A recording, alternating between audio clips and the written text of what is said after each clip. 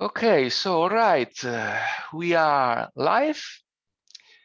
Joining me today is a special guest, Maya Shakti from Auroville, India. And perhaps I could give a very short introduction for what Auroville is, and I will be very, very brief because I just will take a citation from Mother. Mother is, for those who don't know, is Mira Alfassa. She was a French lady, but she lived in India and was a spiritual partner of Sri Aurobindo, the Indian poet and sage and yogi of the past century. And she described Auroville as follows. Auroville wants to be an universal town where men and women of all countries are able to live in peace and progressive harmony, above all creeds, all politics, and all nationalities. The purpose of Auroville is to realize human unity. So that's a very brief characterization. And you, Maya, were born in Auroville. I think this is also the interesting part, because most people, I think, still have come there, but now the new generations are coming up. So Maya, for those who don't know you, well, could you say a little bit who you are and what you do and so on? Yeah, so I wasn't really quite born there. I came to my family was my parents were traveling in India with me when I was just a few years old in the end of the 1970s. And actually my sister was born when they were traveling through Auroville. And then after that, my parents had been involved with Auroville International in Sweden before that. So they had the Auroville connection before coming to Auroville, and then my mother decided to move to Auroville with me. So I was here when I was 3-4 years old, and then she went back to Sweden and kind of ended everything. Yeah, and then she moved here, and then my sisters. It's almost So I've spent my whole childhood in Auroville. Everything I remember is from Auroville. Yeah. And I was here until I was 18 years old, went through the Auroville school system and lived here in those. Yeah. So you know very well the school system and because you have lived it also by yourself as a child. But your parents are originally from Sweden. Sweden, no? Yes, Sweden. Yeah. And if I may ask, why did your parents come to Auroville? What did attract them to come to Auroville? If I may ask a little bit. I don't know how they.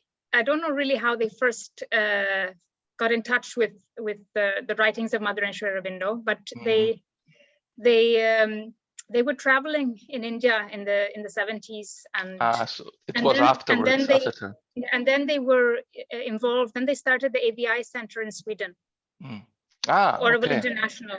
And they had the Auroville International meetings in Sweden before they moved here. So that was the early involvement, I think, probably even before I was born.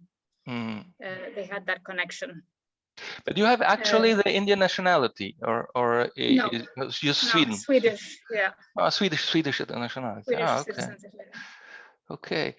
So my question is, because, you know, characterizing Auroville from the outside, from an outsider who, I was in Auroville many years ago now, it's about 10 years ago, but I saw it as a tourist, so I don't have a real understanding of what it really is.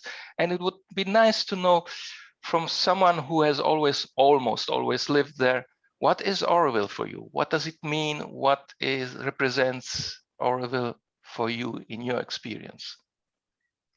I think for one thing, it's home. Yeah. Because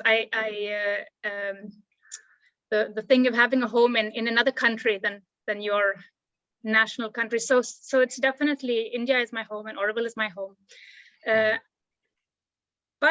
but more than that, I think it's really for me an experiment. It's like it's a laboratory. I think many people come to Auroville and they're expecting to see something that is ready. Yeah. A ready product, like what you read before from the charter there. People expect to come to observe this human unity and observe these things, and it's those are ideals of the future. And the whole experiment of Auroville is to see individually and collectively, if we work on this, are we able to manifest this? Yeah. And to do that, it's a place to kind of churn all the challenges that humanity is facing, and this is a hard part. And to see how can we, with new ideas and new ways of working together, and especially if we look at something like human unity, when you have a place where you have so many different cultures and languages to learn to work together, to learn to listen to each other, to understand each other when coming from such backgrounds, it's a lot of work, and it's when it's somehow faced up front with many things in a different way to when living in an international community that is not intentional in the same way. Like when I was in Sweden, there were people from many nationalities in the schools where I worked, but it wasn't this active work of how can we really see how we can realize something together and face all those challenges. So I think Auroville often takes small steps forward and then steps backward, and it's like an ongoing journey to see how to realize something that has not been done. We're looking at new ways of being together, new ways of running an economy or functioning in a society, of decision making and things like this. It's there is no recipe to follow. There's a difference between the theory and the practice. I mean, the theory is the ideal, no, and the practice is the journey of all the learning and mistakes and trial and error on the way. What do you like most of Auroville, and what is the most challenging thing of Auroville for you? I mean, I love for one thing, I love the nature, the forests, the land, how the land has come back from being an eroded, barren, almost desert-like plateau to being this lush forests with new animals coming up every day, and now latest the wild pigs that have invaded. By the way, I was there 10 years ago, and I came exactly at the moment where there was a big hurricane and razed to the ground all the green belt. The green belt is a forest that is all around Auroville. And how is it doing now? Has it grown up again? It has grown up. You still see the trees in the forests, but now they've been covered and grown in. I think it's been a lot of work afterwards to clear up and like that. But it's come back. It was so distressing because once I went there, exactly at the moment where I come, a hurricane comes also and raised everything. It was and I said, oh no, this will take a lot of years to fix it again, but it's going back to normal. Also the forest. It is. Wonderful. That's something we are missing. Go ahead.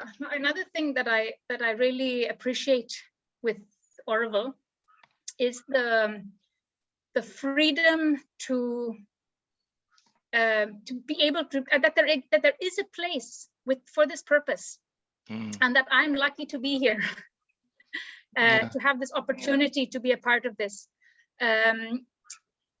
I could see that when I was working in Sweden for many years. I went there when I was 18 years old, and I lived in Sweden until 2013. I came back here, and I felt that although I could do a certain amount of things in my classroom with my students, there was always a limit to what was possible and what was allowed, and there was no going beyond that. And I think here in Auroville, the whole purpose of really kind of challenging myself to be in a constant learning. And somehow every time when I feel that I have understood something or grasped something, some months later I'll see that, okay, it's gone. Now there's a new depth. There's never a kind of a limit or a stagnation. There's always a movement forward, and there's no final limit that this is what we're trying to reach and then we're done, which I felt when I was always a new horizon. There's always a new, but in Sweden it was like there was a talk, we want to go here and we don't want to go beyond that. Exactly. And that was it was frustrating for me living with that. And that for me, it's, even if it's challenging here, it's an immense freedom to have that. I know that very well, this feeling, because I also worked as a teacher here for some years. I was never officially a teacher, but I worked for 3 years in a Waldorf school, and which is already a bit more different and has more freedoms officially than the state schools, but nevertheless, I know very well what you are talking about. Well, you have been abroad also in Sweden for some years, or after that? So can you describe a bit this time when you have been abroad and made external experience? Yeah, because we don't, Auroville doesn't give kind of certificates, educational certificates when you finish high school here. So for that, there are a lot of youth growing up in Auroville leave to finish their high school outside. Now there are possibilities to do it inside Auroville also with the British system. But that was my choice, because I felt I wanted some kind of paper of my education. So I went to Sweden to do my last year of high school and then to study at university there. Your mother tongue is Swedish. You speak with your parents Swedish, or? No, I speak English. I speak English with my mother here. Yeah. Okay. So I had to kind of relearn the Swedish there. I had it in the rusty kind of in the back. Yeah. But and then I worked. I did my bachelor in education there, and at the same time I had children. Yeah. So I have three kids. Two of them are grown up now. They're also going to the school in Auroville? I have one left in Auroville. Two of them have finished school here and are now out in the world in their own adult lives. So there is also this it's normally normal. It's quite a normal thing for Aurovillian to go outside for a certain time. It's not just a village that is closed and you live there for your whole life and don't see nothing of the rest of the world. You have also this possibility to go outside, make an outside experience and bring it back to Auroville.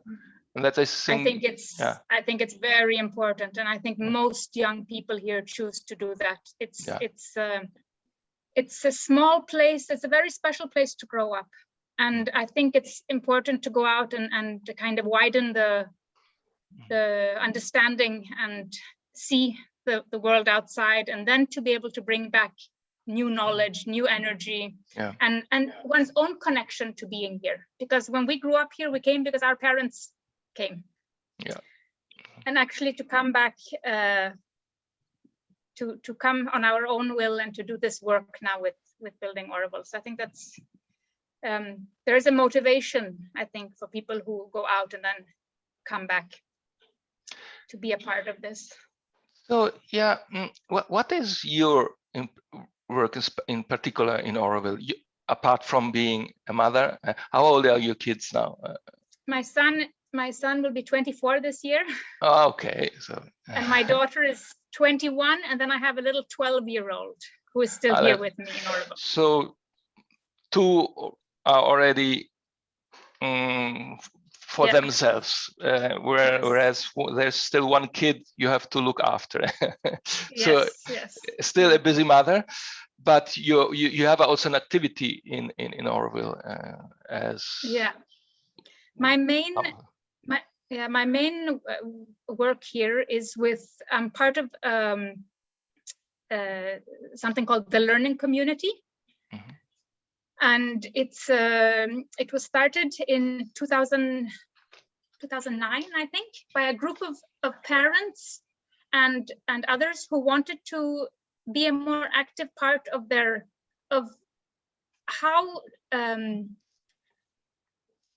how to support the implementation of integral education, which is the educational approach that is being explored in Auroville, how to be a part of that through your parenting, and how to be a more, that if education is not looked at something that happens in school, but happens at life, what is also the role of parents and how are parents involved in their children's education.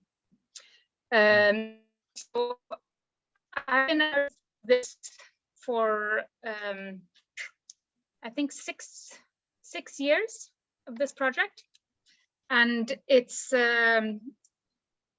we are categorized as a school under the Auroville umbrella. We work with children now from the age of maybe 5, 6 to 14, but the purpose behind is to see, because it's not a school in the sense that you send your children to school. It's a community that you join as a family,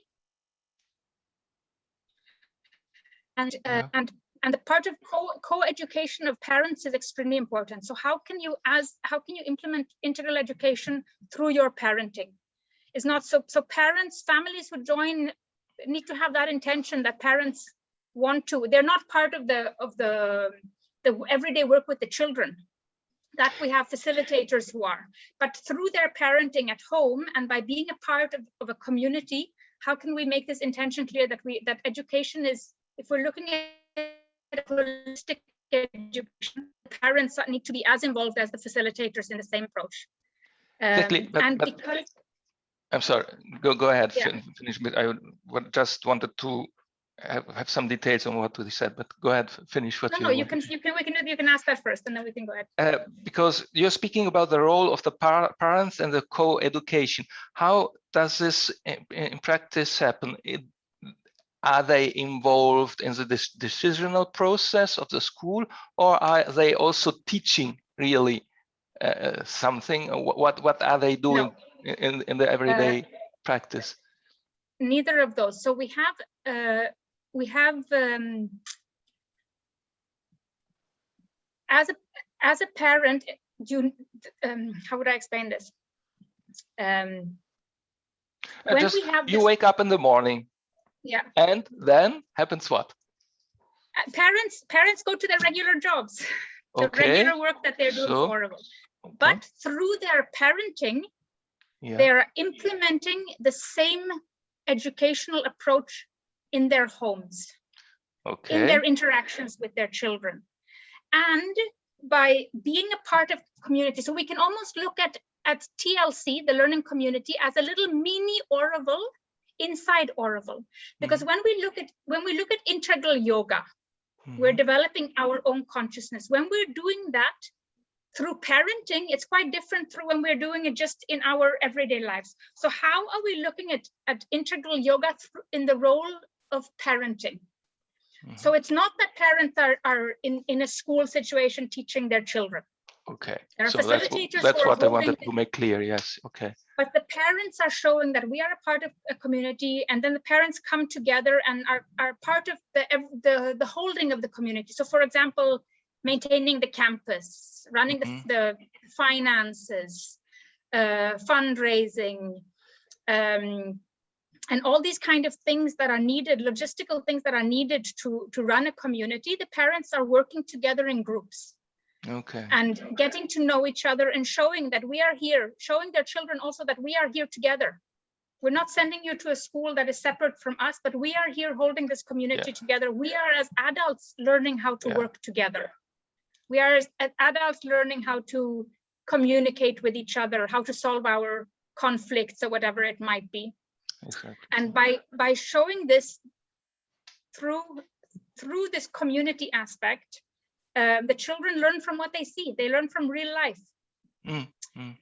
So it's how to put that in place for for parents. So I would almost see us more as a parent education, adult education place than for the children, but we are categorized as a school for kids. It's a learning community. Just you. Is Yeah. this a name or what kind It's of the name? It's a name. Called Learning community. TLC, the learning community. TLC. Okay. So I can share the Facebook link later on. So it would be also interesting we're working with seeing how we can, if we're really trying to implement this new educational philosophy that is envisioned for Auroville, how do we, it's like an active research, how do we put this into practice? So that is the work of TLC. It's like a educational research center.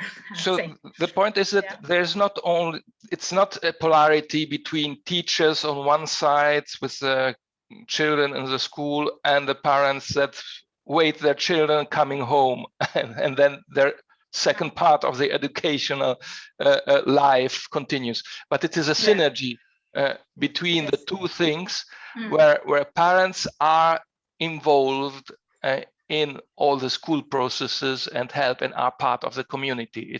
It's a learning. So there is no now I understand. It's that you have no longer a school but a learning community, which is a difference in a certain sense. No? The difference. Yeah. Now I.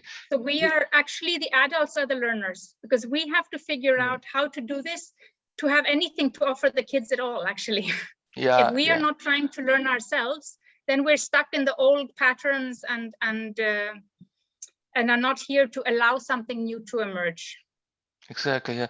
Yeah. But I think this is also a common experience. Every teacher knows that more than teaching, one is learning. Also as a teacher, also as an adult in all these processes. Yeah. This is quite a typical thing. Yeah. But we are talking now all the time about education. But you know that in Auroville, according to the teachings of Mother Sri Aurobindo, there was this idea of integral education. Can you perhaps explain shortly what is integral education? What does it mean by that? And perhaps the most important thing, in what way does it differ from what people have classically in mind as education? Yeah. So I think that it's a big philosophy to put down in a few words, but I will try to take the essence of it. Somehow I think the most important purpose of this education is to get to know yourself, to help each child to get to know themselves, and to learn to listen to their inner voice, their inner truth, and find their own inner guide. We are always so impacted by everything from the outside. We are so steered by society, by others people's judgments, by pull from friends, by pulls from parents, by likes and dislikes and all this. And this is really an education to see how can we help children to get in touch with this, their inner truth, their inner voice, their inner, and to listen to that, to learn how to listen inside themselves rather than outside, and then to learn to act from that voice, from that space. And the biggest, I would say, differences, one is that we're no longer teaching content.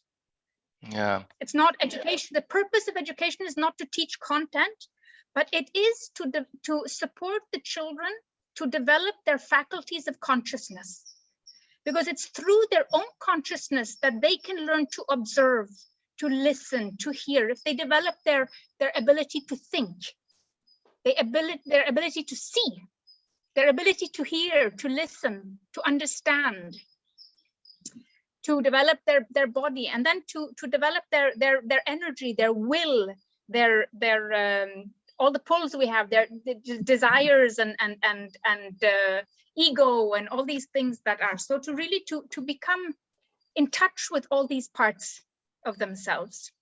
So I think that is education, it's like a completely different it's a completely different education. It has nothing to do with what we see as education today. Yeah. And then in this education, the adults have a very different role, because we see that we're not teaching as facilitators, teachers, parents. We're not there to teach the children anything, because nothing can really be taught. You cannot teach someone to develop their consciousness. It's not possible. They have to develop it by themselves. Good point.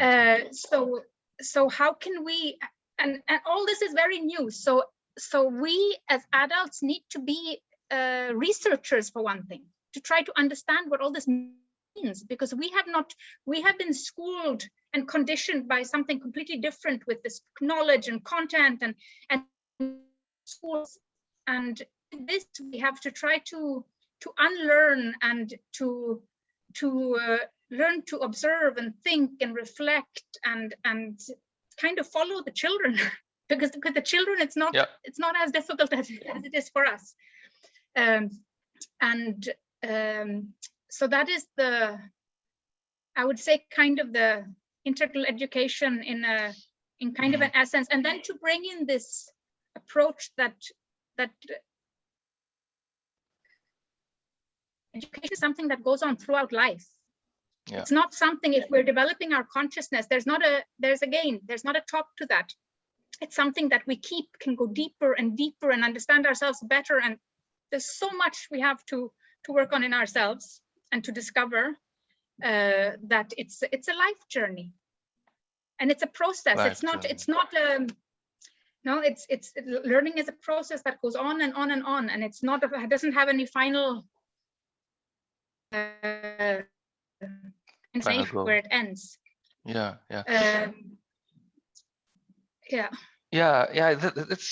I find that you made a wonderful summary of the concept of integral education, because in fact it's very difficult to explain and I suppose also even difficult to put into practice, and it's not always that easy to get what it is about. No, really. I have also always this perception that I grasp something of it, but I remain somehow on the surface of the thing, because probably one has to really realize it in the reality, going beyond the theory. But could we say, in a certain sense, that it is a system it is a sort of education where one grows oneself, one's inner self, and has the aim to grow our own personality, our psyche, so to speak, our soul, and is not so fixed on preparing oneself for the external world, for the jobs, for the certificates or whatever. So go ahead. Yeah, I think it has, it's kind of the as the individuals will progress and become more conscious of themselves, society will progress. Yeah. So it is like it is a collective movement that happens through this. And I think that it's in outer, I would say that in outer things, it's not preparing for a job. Yeah. It's not preparing for things like that, but it's preparing for things like, how can we, I don't know, just something like the global environmental crisis, you know? Yeah. The more conscious we are and the more we are in touch with ourselves, we're able to make wise decisions. Exactly. Not just for ourselves, but for the world also. If we're looking at human unity and diversity, how do we need to understand ourselves, and we need to be open to understand others to be able to go there. It's only through that work. Human unity doesn't just happen. It's really a big work on people's ego and judgment and things like that, and really to listen to others and to hear others, especially if you have different cultures coming together. one can be saying things and actually understanding nothing what the other is saying, because one comes from such different. So there needs to be this openness to develop the faculties of listening to a point that one is able to hear the other, that one is able to see that something has many different angles. It's not my opinion or your opinion. It's like the synthesis of everything that we can find something to move forward to. So I think that through this, it's very linked, the individual and the collective growth somehow. I think you made a quite good synthesis, in fact, of the concept. So you highlighted that it's not about content. It is about, an inner perception and feeling of not only ourselves, but also to develop a sort of empathy towards others also. This is also an important, and you might not have the notions, the contents of the things, the subjects, but you have developed a sensibility to eventually also teach it to yourself at a certain point, I suppose. No? Yeah, and okay, but this is interesting and very inspiring. But how does this look in the everyday practice? So children, so let's make the same exercise as before. The children wake up in the morning, and what then? They go to school in front of a blackboard, and a teacher they teaches them content. No. So I think this is where I think, for one thing, when we think of education, and this is the biggest challenge that I think I face in my everyday work, is that when we think of education and we think of school, we are so conditioned that it is a ready product. So if you say the word school or education, any person on this planet can make a picture in their mind of a classroom, of what happens there, and what the final product will be in the end. The curriculum the child will go through, the grades that they will pass through, learning certain content each year. It's like school is a product that teachers are there to deliver. And that's unfortunately still. And this is the most difficult thing, because what we're doing here is, for one thing, not something that has been done before. We're trying to discover a new way of education. So we don't have any, we have a very big philosophy to try to guide us, but it hasn't been done before. So we don't have any roadmap. We don't have anything to go. So it's really like an active research where we need to constantly be recreating and changing what we're doing. So I hear in the background the cock. Wonder it gives an atmosphere, a sense of the atmosphere of on the land, and yet it is a village with how many inhabitants do you have now? I'm not sure, but I think that usually there are around 3,000 permanent residents, but probably around 5,000 who are here all the time with all the volunteers and things. I would think that they're around 5,000. It's not really on the land, but one has a feeling of the land, nevertheless. Great. I'm sorry if I interrupted you. You'll hear the horses. Soon you'll hear the horses back here also. That's great. No, so because we're not looking at school in the traditional sense, and we don't know how to do this. No, it's not something any of us who are working with children or any of the parents know how to do. We're discovering it, and so we have kind of created what works for us, and then we keep kind of what has grown over the years. I don't know if I should share about the 3 principles first. This was one of the next questions that I had in mind, of course. But may I just? Okay, but may I a bit insist on this thing?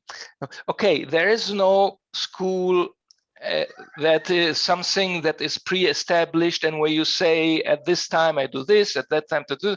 But okay, I'll go through the details. I'll go through the details. Just few examples, not all details, but just few, so that someone has a feeling how to put this in practice. Because I think someone in the West here, but I suppose also in India, I don't know, we have, this is all nice ideals, but if you ask someone, everyone would say, oh, that's wonderful. But when it comes to do that in the practice, I think almost no one has any idea how to do that. No. So if you can give some examples.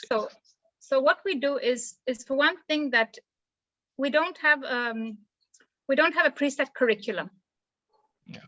Okay. And we don't divide children into grades. So we have children from 5 and 14 mixed, all mixed together, and they group. When groupings happen, they happen differently depending on the needs, what the situation is. Mm-hmm. So we'll have more organic or groups that form based on this is something that's better for older or younger, or this should be a mix, so this should be boys or girls or whatever it might be. So we have different groupings for different things. Each child at the beginning of the year sits with the mentor and the parents and makes what we call a lotus diagram. And a lotus diagram is a kind of mind map. Okay. And they make a mind map for the term. So the school year is divided into 3 terms. Okay. And each term this is done.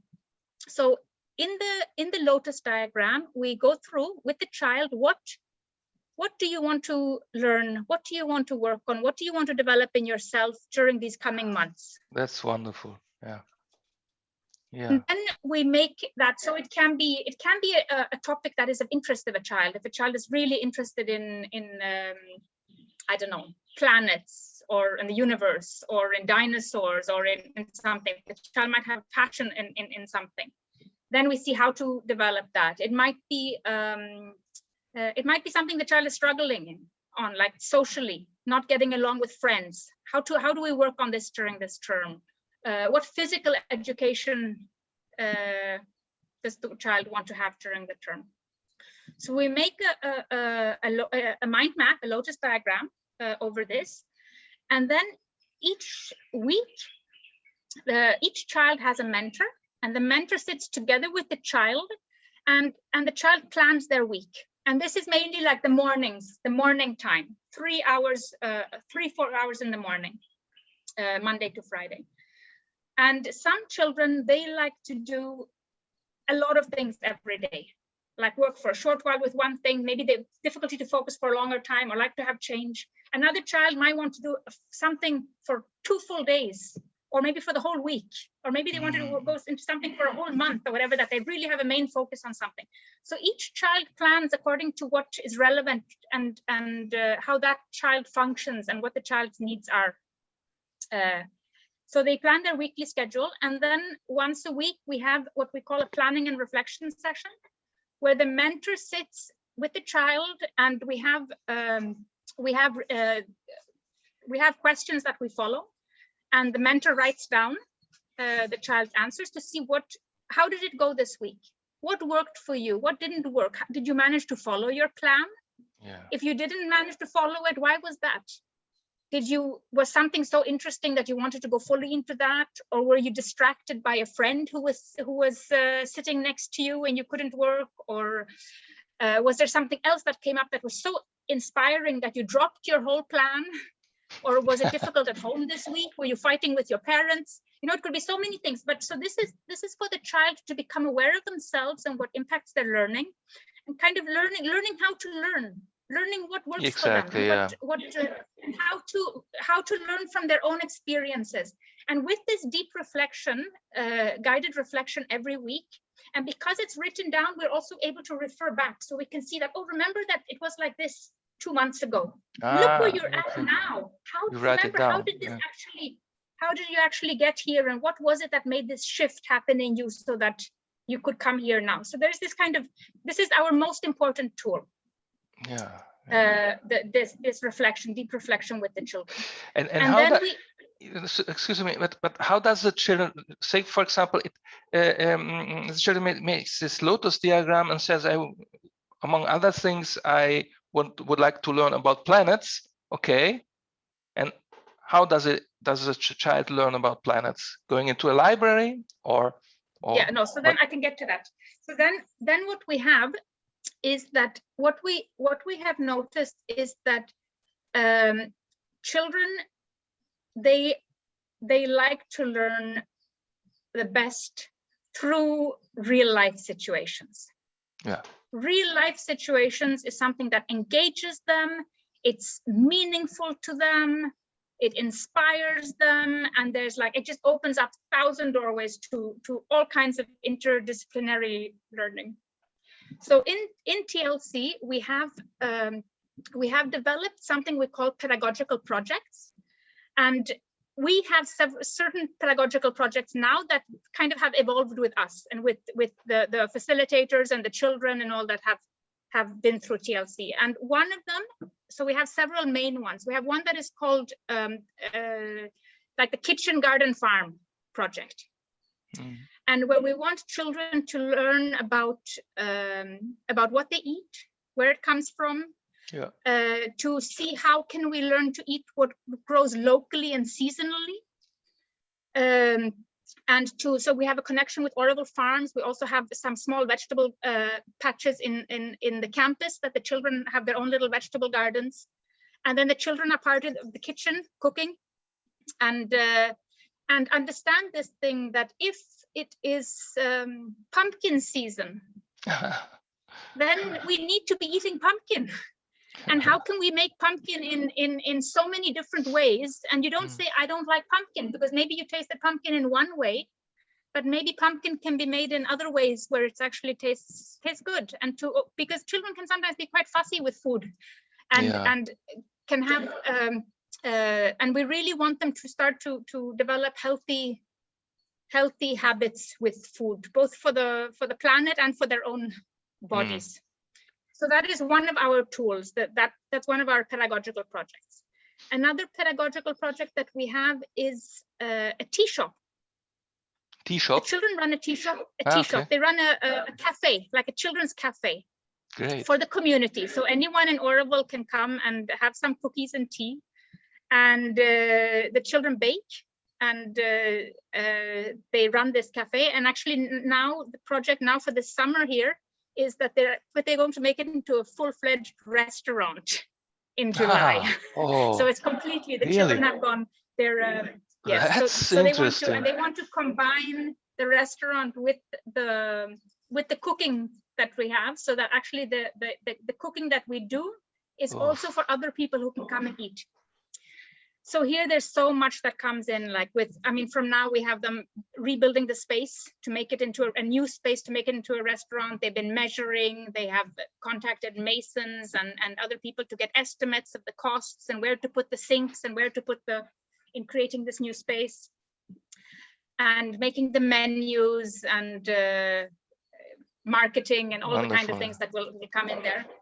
Yeah, they learn a lot about also the economical aspect. Everything. Yeah. There's nothing that they don't. It's like everything comes in, and it's really, the kids are so motivated. Another project that we have is a magazine that was started by the children. So it actually came out of the lockdown as an interesting thing that came out in the beginning of the lockdown when no one was allowed to meet with anyone and everyone was all isolated in their own homes.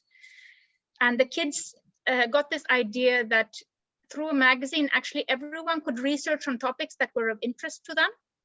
Or if someone likes to write stories or to make a joke corner or to research on some environmental topic or about an animal, everyone could work on something like the planets, for example, that is of interest to them, but combine it into a common project. Yeah, if I may put in between a personal notice, because this hit me personally, because when I was a child, I was so passionate about planets. I wanted to learn about planets, but I was not allowed to do anything about that because you have a completely different curriculum. So would have if I would have been born in Auroville and I would have expressed this desire to learn planets, just because you see, one thing is cooking and food, because this is relatively easy to see how to realize this in the practice. But learning about planets is essentially something more theoretical. And how do you deal with these more theoretical aspects? Because at the end, it's also that what people are questioning. So we have our kids. They are interested in all kinds of things, like kids everywhere. We try to have a lot of resources so that for any topic that the kids come up with, that we have some first material to put in their hand. Like that we have a starting point, and to see that, okay, you can look at this now, and then we see how to go on to the next steps. We have computers, they use the internet. Okay. And then we have the most, we try to go out through the magazine, especially we try to go out and visit places, find people to interview. Okay. Oroville has so many people with so many skills, so much knowledge in every area. So there'll be someone who can share. So they go out and interview. Now we've had the kids have had the theme water as their magazine theme. Kind of, they chose to have a common theme, and they've been interviewing someone in Auroville about the monsoon that just passed, the Auroville warning. We went to Pondicherry in the early morning to look at the situation for the fishermen and the development there after the tsunami and how it's impacted them, and the city development for the fishermen. So someone else has gone to interview an anthropologist in Pondicherry to answer questions about that. We've been to the fish market. So it's like there's so much to go out and so I think on any topic, it also depends on the age of the child, what kind of answers they're looking for. A younger child maybe would just say a book or look at a little clip on YouTube or something about the topic, and then try to while an older child would maybe want to go to several different sources to gather information. And so that's the magazine, and they've done everything from getting the idea of doing this magazine to fundraising to print it, to bring to the printing press in Pondicherry, comparing prices between different places, layout, everything, interviewing. Now they just went to interview Alain from Auroville Today, a magazine that's been published in Auroville since many years, and he explained about layout, how you print, on the pages and everything. And then they came up with lots of ideas of what to do for the next issue of the magazine. Right. So this is another pedagogical project, and then we have traveling trips, taking the children out into the country. Okay. So they have been every year. We go once somewhere one night, either in Auroville camping or somewhere in the close bioregion. And then we go maybe in the middle of the year, we go for a few days, 3 to 5 days for a shorter trip. And then each year we have one big trip that is usually 10 days, 2 weeks to somewhere in India, and where we might go for 2 days on the train up to Rajasthan. Wow. Or down to and it's really this to help the children, for one thing, to step out of their comfort zones. And we see that there are things in the trips that don't happen in any other way. Interesting. Between the children, especially, we see that children who are when we are in our campus or in Auroville, children tend to be mainly with their friends. They like to work with their friends. They like to be with their friends in the afternoons, in the free time, like that. But when we go on trips, there's something that happens between older and younger children. There's a kind of connection and care that happens. That's interesting. Where older ones take on a different kind of responsibility for younger ones. And you have to think now that they're like 6-year-olds who are away for 2 weeks without their parents. It's a big thing for them. And the older ones, they really take on the younger ones as kind of older buddies and help them. And also children who maybe would never interact with each other otherwise.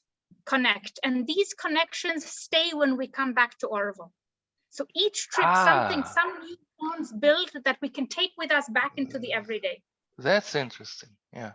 So this is, and we haven't found any other way to make this happen. But for the trips, it just happens by itself. Wonderful, wonderful, very inspiring. I never thought about that. That trips could be useful to create new connections among the children that do not come into being in the usual setting. But there is nothing usual in this setting here. No. This is something that we can only dream of here, especially in Germany, I would say. Yeah.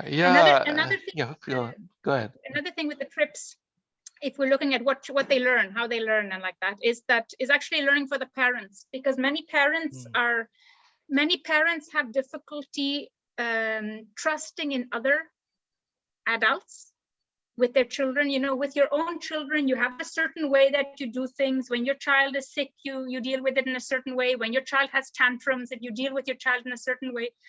And for parents to for one thing, trust in other adults, and secondly, to really allow their children to grow independent from them. Yeah, the trip is an amazing tool, because it's really for parents to let go and to see that these children are going to be loved and cared for by the adults who are with them on the trip. They're going to be fine. And they see also when the children come back, they've always grown a little bit. There's something that's changed, and the parents. So I think it's a good tool for parents in this believing in one's own giving the children wings. Yeah, exactly. Giving them wings and not being caught by fear. Oh, what might happen? And that's something not easy, but it must be in some. But let me now play a bit the devil's advocate. Please do. You know, the typical, well, you know, that is a typical objection. Yes, but that's all wonderful, nice and well, but when it comes the time that they have to find for a job, they need a piece of paper, a certificate, and so on and so on. How do you manage with, I suppose at a certain age, from a certain age on, there is this issue. What if I have to find for a job and I have 0 certificates in my hands? How do you deal with that? I think if we're looking, it has 2 different parts. If we're looking at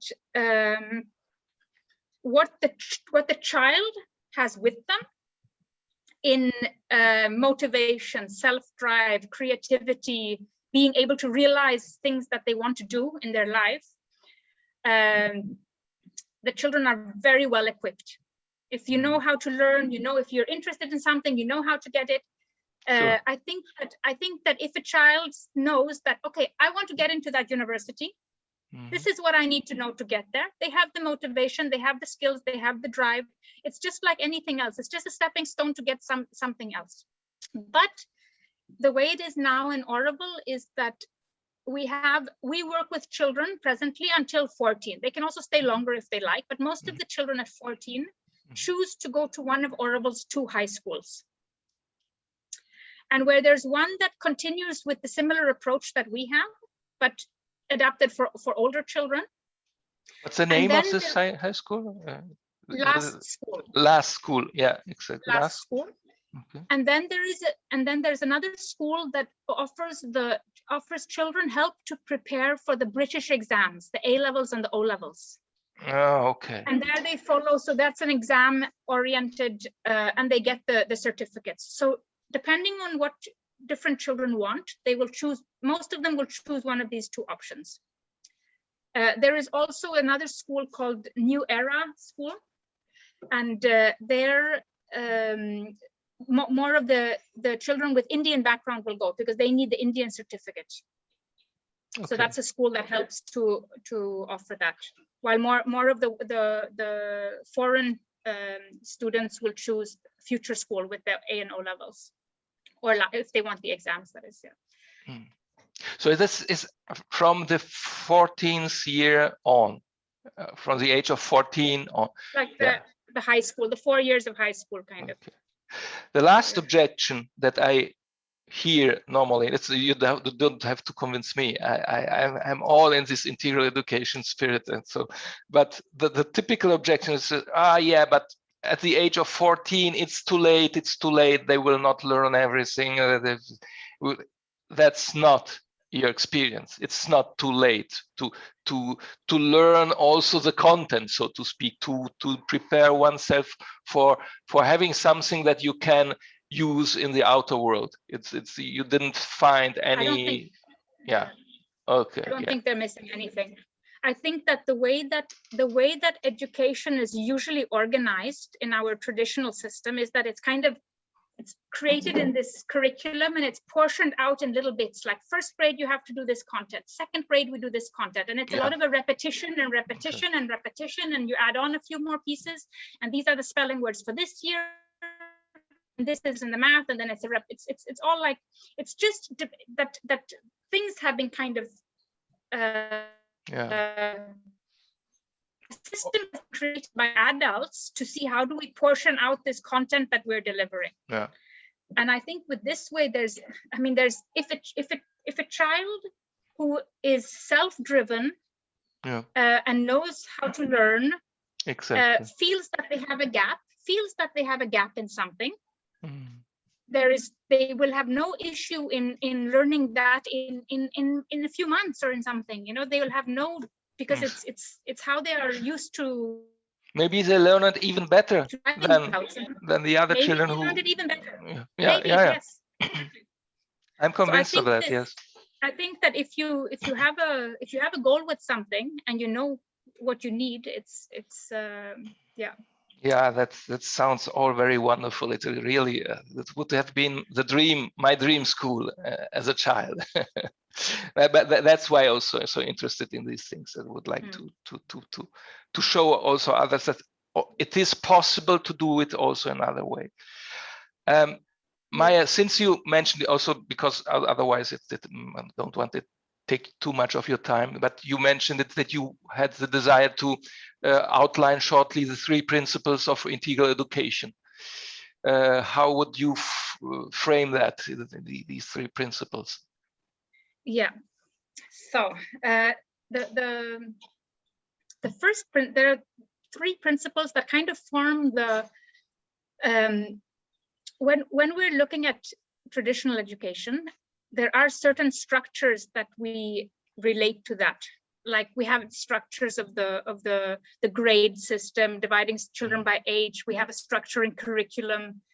We have structures in what the roles of teachers are, with exams, assessment. All these things are kind of structures that have been put in place to hold the traditional system. So when we're looking at this integral education, we are looking at other structures. And these structures are kind of guided, or the methodology, one could say, is guided by 3 principles. So the first principle is that nothing can be taught. This is a hard one. The second principle is that the mind, the being, needs to be consulted in its own growth. And the third principle is working from the near to the far, from that which is to that which shall be. And so I'll just explain a little bit what these 3 principles kind of mean so the first principle, if we look at nothing can be taught, we can see that nothing can be taught. Of course, everything can be taught. I can stand in front of a blackboard and teach you. No? Teach you, yeah. No. So if we think of, we usually make the comparison with a seed from a tree. And if you look at a seed, everything is already inside the seed. You don't have to add anything for the the tree doesn't have to learn anything. All the information, everything is already inside. And with human beings, it's the same way. Yeah. And with small children, we are quite open to seeing it. We see that when a child needs to start walking, we support them when they are ready for it. And we when children are very, very little, we can see this, that nothing can be taught. They learn by themselves. They discover the world by themselves. But then there comes a point where we block this, and we feel that that children need to be taught, that they can't learn anymore, that they don't have this natural drive. But actually, if we look at nothing can be taught. All these things needed are inside the human seed as well. Yeah, it's a wonderful and these image. are special. These are special capacities that we have. For example, we have curiosity. We have different stages of development, of human development that we go through. We have imagination. Yeah. We have a mind that is full of questions. If you look at children, they're full of questions. We have a questioning mind. We have consciousness. Yeah. So these are human capacities that are naturally inside the human seed. And because these things are there, all we have to do in education is nurture this. That is the role of education, to see how can we nurture this seed, and to nurture the curiosity, nurture imagination, see that the child gets what is for their natural stages of development, and not what an adult imposed structure for them. And how can they be allowed to answer their questions? This is still the first principle. The first principle. Nothing can be taught. Okay. Okay.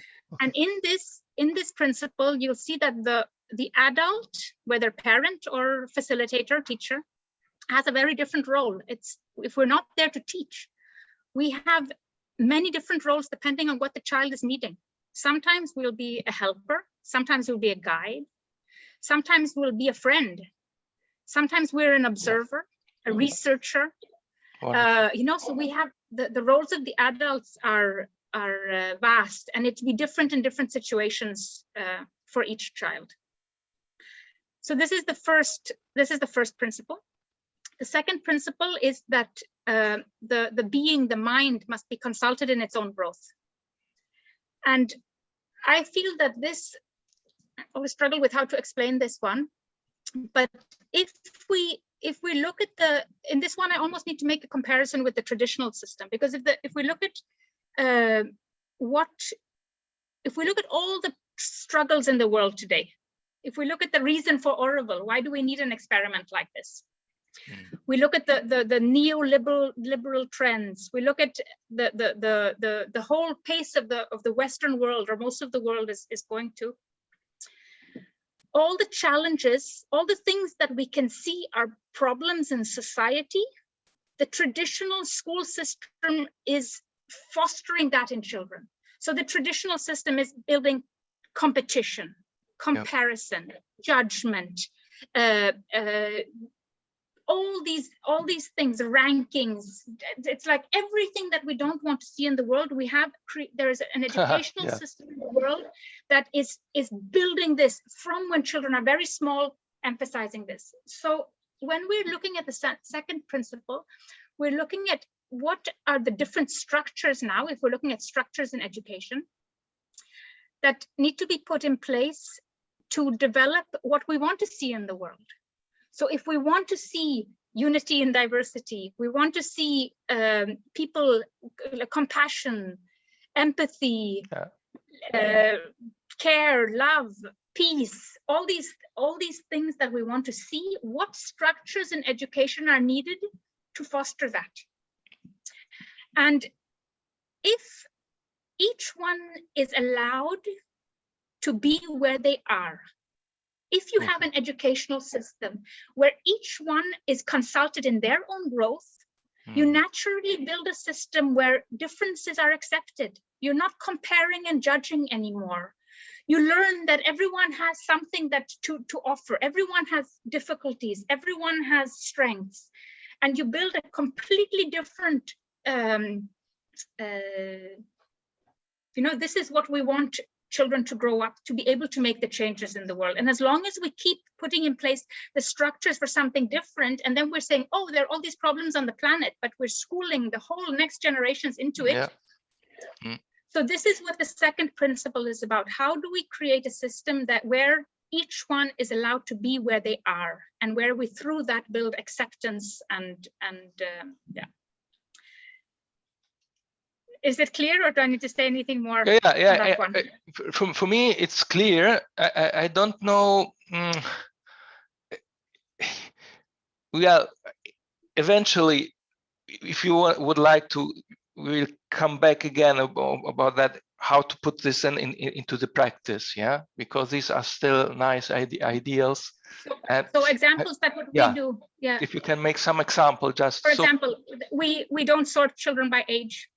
Yeah, we already said the child is the curriculum. We don't have a set curriculum. The child is the curriculum. So each child, like I was sharing before with the lotus diagrams and the weekly planning, and each child creates their own curriculum. That there is there are all these differences, and we value the differences.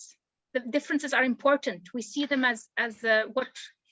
Okay, it's about valuing differences. No, this is important, which means also maybe we come back to the starting point, that it is also about valuing the inner growth of the being, because every being is different. So we have to value these differences, not just because it's a dogma, but because it reflects something that is in us and which is unique for everyone, and we cannot take a single measure, something that fits for all. One size fits for all. Yes, yeah. So, and the third principle was the third principle, working from the near to the far, from that which is to that which shall be. So here it is really where is. It has different aspects. Where is this child at now? What does this child need right now? We're not working for some future goals. We're seeing what is relevant right now. If maybe there's a child who needs a lot of physical, we're seeing we can serve all the parts of the being equally. But sometimes there's a part of the being that needs more work, and that for one child, like a lot of physical, or maybe there's a child that needs a lot of work on the emotional, or there's a child who needs a lot of mental. So these things, each child has to flow in their own rhythm of how their being is developing, and from the near to the far also comes really into this thing with real life. Why we use real life? Okay, that's another practice point, and relevant to the child. That this is what is happening. This is what I need to deal with. It's not something that is coming from outside, but the child is in a situation where they need to be making decisions, where they need to be solving problems, where they need to be doing all of this. So it's from their concrete experience that they work out towards a more abstract, So and working with what is alive. If there is something that is going on in the group, for example, then maybe everything else needs to have less place. Then we need to see, okay, how do we figure this out? What do we do? So to work with this, for example, we have all these pedagogical projects. We also have something we call a community gathering. So it's a weekly meeting facilitated by the children.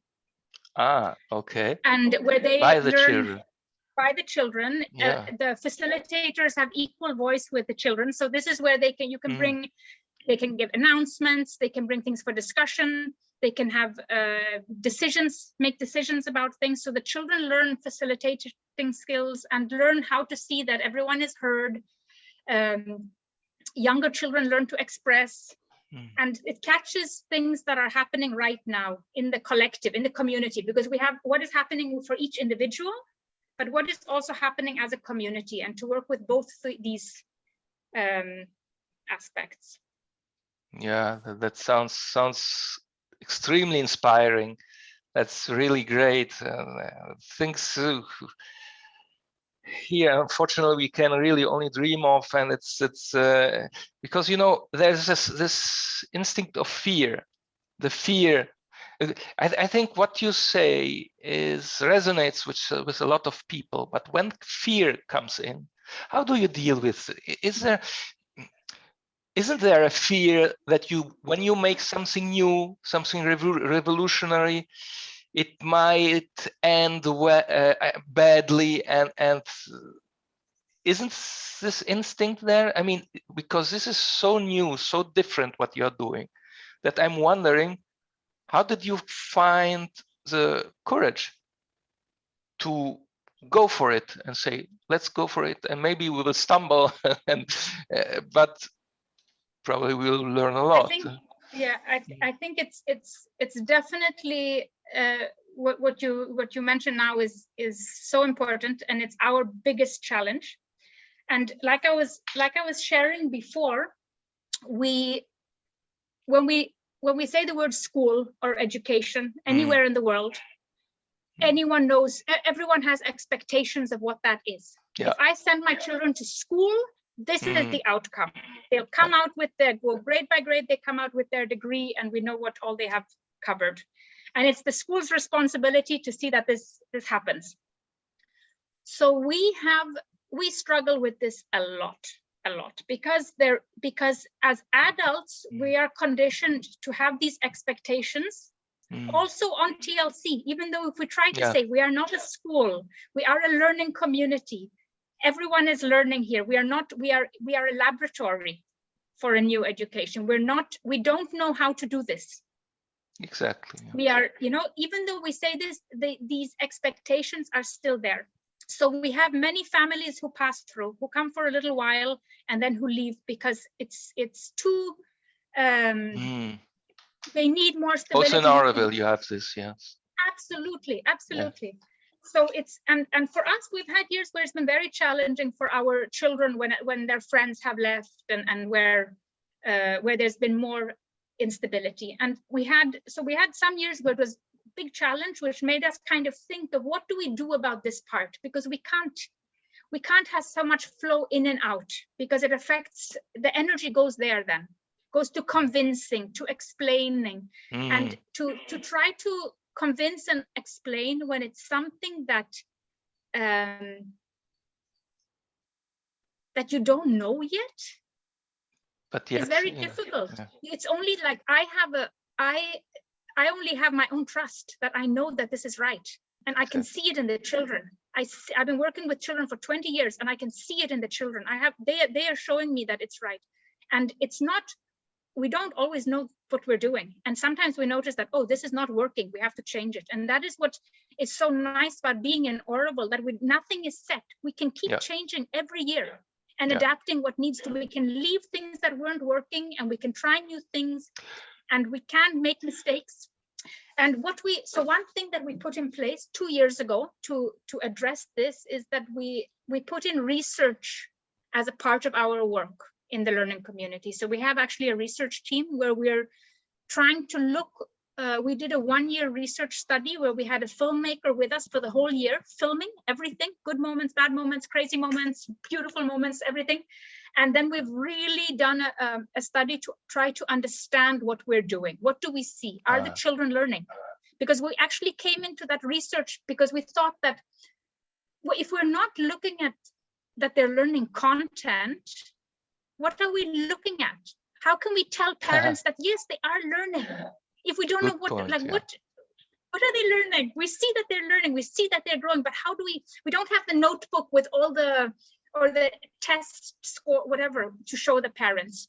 And when we don't have anything to show, it felt like learning was intangible. Exactly. So in 2 years ago, when we went into this deeper research project, we actually called the project the research learning from the intangible, because we were trying to see what we were doing. And as we started, we were like, but this is so tangible. We just have to be clear that we're looking at something completely different. We're not looking at the traditional things. Yeah. Because we're not measuring that. We're not assessing that. We're looking at completely other things. And if we just shift our focus on what we're actually looking at, it's so visible. Yeah. It's clear. So we're in the process of looking at how do we have tried to understand this better as facilitators. And now we're in the process of looking at how do we now share this better with parents and with others who are interested and who need to build this trust. And so this is, Can we say that also the adults must learn to deprogram themselves and follow much more their inner feeling than a mind that projects, organizes, and that has this idea that everything must be structured. And we must, as adults, learn to connect with something inside of us and follow the intimation from the inside. Because if we are not able to do this, I think then it will become also detrimental for this educational process, which is a process from the inside out, isn't it? Yeah. I think it's really important with the parent and with the adult education. It can't be done without the adult education, because the more the adults, the parents and the facilitators understand, the more the trust comes. Because when we have parents who feel that this is right, and they really see how their children are happy and learning and growing, but there is still this fear about the outside world, and then they'll sit in the evenings at home and they'll do math worksheets, math books and things to kind of keep up with the traditional system at the same time, and it's very split for the child. Because then the child comes in the morning and is exhausted because they've been sitting doing this work all night to keep up. So the parent needs to build this trust so that they really allow the child to... Just a little detail. At what time do you meet in the morning in the schools when the children meet with the mentors and so? What time is it? It's usually we from around 8:30 or 9 to 1:30 we are all together, and that includes lunch and playtime and the morning work time and like that. But the rest of the schedule is different for each child, because we use the physical education, we use everything that's offered in Auroville. And the same with music, we use the music facilitators that are available in Auroville. So each child, depending on what they have chosen the term, will fit into the spots where those teachers are offering their sessions. So the afternoons and the starting time in the morning, there might be a child who has something in the early morning and then comes. So that will look different for each child. Yeah, I just ask this because here we have a lot of problems with sleep deprivation. They have to stand up. Sometimes if they are not just there near the school, they have to take the train and then the bus and then walk. Some children have to wake up at 6 in the morning to be at 8 o'clock in the school. And this is also part of our system that cuts everything also in temporal pieces and creates also this problem of sleep deprivation. But this is another technical detail that came to my mind now. Yeah, Maya, that's all very extremely inspiring. I mean, I would not like to take. I mean, we have now 1 hour and 20 minutes. I would say we can wrap it up now. But if you agree, if you have time, someday we can meet again, and so that you can give us an update on how things are developing. Because another thing that would interest me is also what are the future projects of Auroville, and especially on integral education. And because this is all very inspiring, and I think it can be also an example for those who are seeing this, that things can work also otherwise. It must not be that type of system of education that we have. And here we struggle a lot. A lot of people feel that this system is not working anymore, but they don't know what is the alternative, what can replace it, what can be another type of ideal, and that's what I think here came through wonderfully and in a great way. So thank you very much, Maya. That's I think you are making a wonderful work, and keep us updated. And so I can share we don't really have a website at the moment. It's not. We're going to make one hopefully in the summer. But we have a Facebook page where you can see some things about the learning community. And I can also give you my email. The learning community, the Facebook page. I'll email it to you. So you have it. Okay, you can email it to me, and if someone is interested to contact you, is then it you can possible? just maya@auroville.org.in. Okay, so email. yeah, I already have your emails, but if someone else is interested, this is they can contact you and eventually also ask them. Yeah, so Maya, thanks for joining me. Thank you for having me. Yeah, I appreciate that. And just hang up a second and I will say you goodbye now later. Yeah.